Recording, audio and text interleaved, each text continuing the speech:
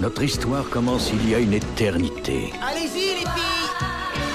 Au tout début du monde, Oh, la fin approche! la terre entière vit dans l'horreur. Là, ça va vraiment Car mal! les géants appelés titans font régner la terreur. En fait, ce qu'il vous faut, c'est un héros.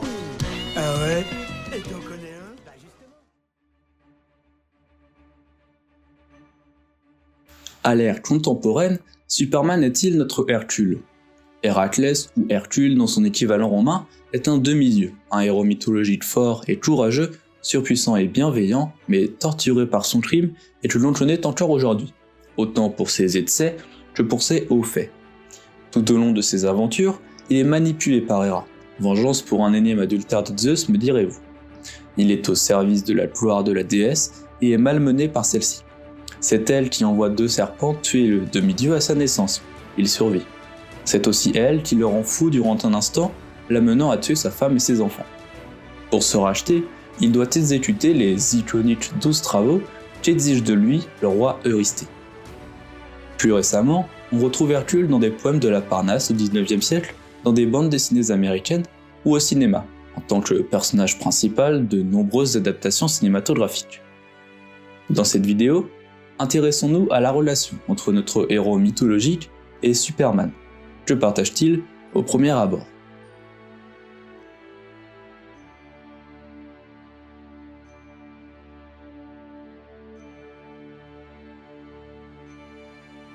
Si Hercule est un héros grec, un demi-dieu né de l'union de Zeus et d'une humaine, Superman n'a, du moins en apparence, rien d'humain.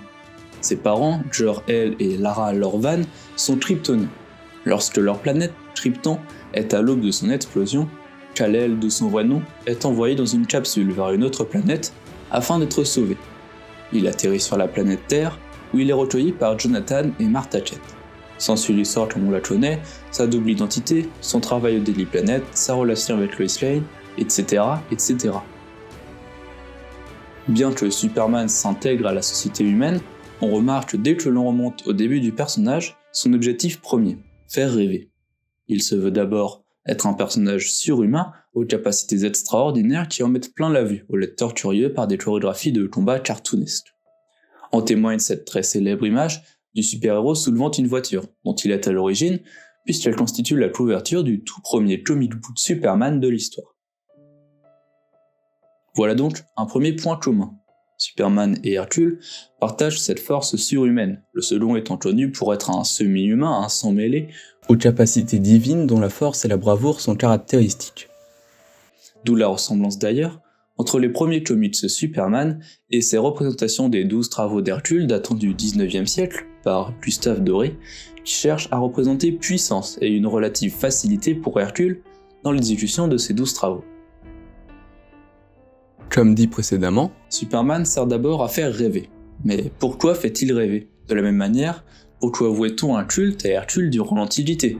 Pourquoi croit-on en eux? Pourquoi veut-on être comme eux?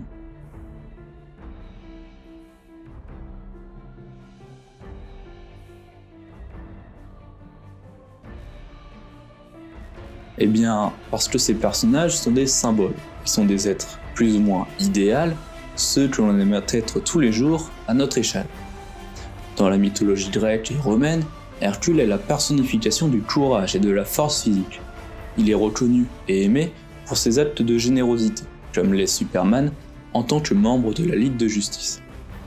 Hercule était sujet à un culte durant l'Antiquité, de la même manière que Superman est aujourd'hui érigé au rang d'icône culturelle adoubé par les fans d'histoires fictionnelles et de pop culture. Ils sont tous deux des modèles. Bon, pas pour les mêmes raisons bien sûr, la philosophie d'Hercule étant tout de même moins idéaliste que celle de Kal-El. Mais il y a quand même des choses à retenir de cette idée. Si Hercule est un idéal de force, de courage, de bonté, peut-être de masculinité à son époque, Superman est tout bonnement un symbole d'espoir. Quand Hercule est hanté par son crime et manipulé par une déesse ou doit vaincre l'hydre de Lerne, il fait face, fait preuve de courage et de force mentale pour résister. Quand Superman est déstabilisé par la survie du général Zod ou doit faire face à l'inatteignable Darkseid avec la Justice League, il garde espoir. Il représente depuis toujours et encore aujourd'hui l'espoir survivant du rêve américain.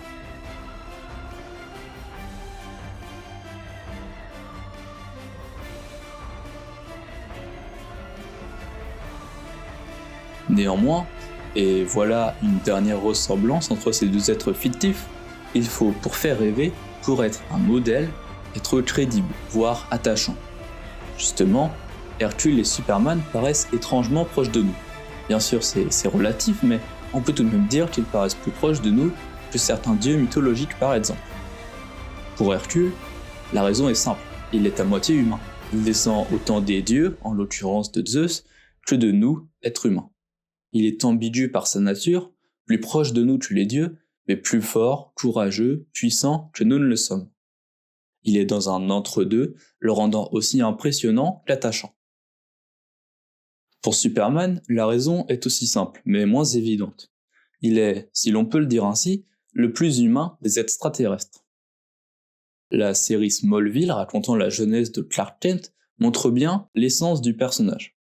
Bien qu'elle présente quelques incohérences vis-à-vis du folklore des comics, cette série met un point d'honneur à montrer l'humanité de Superman. En effet, Superman c'est presque un humain. Il est kryptonien, mais a été élevé par des fermiers du Kansas qui lui ont inculqué les valeurs américaines sous leurs plus beaux jours. Dans la série, il suit, comme tous les jeunes hommes de son âge, ce parcours initiatique pour devenir un homme.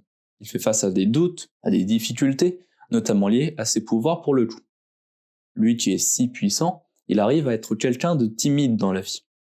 Alors, devenu un homme, la justice, la générosité, la bonté et l'espoir sont entrés en lui. Lui qui fut d'ailleurs créé en 1933 aux États-Unis dans un contexte post-crash boursier. Superman est un justicier surpuissant, mais on s'attache à lui par son humanité. Il est généreux, amoureux et fonde même une famille à un certain point. Avec tout cela et malgré tout le reste, Superman sourit.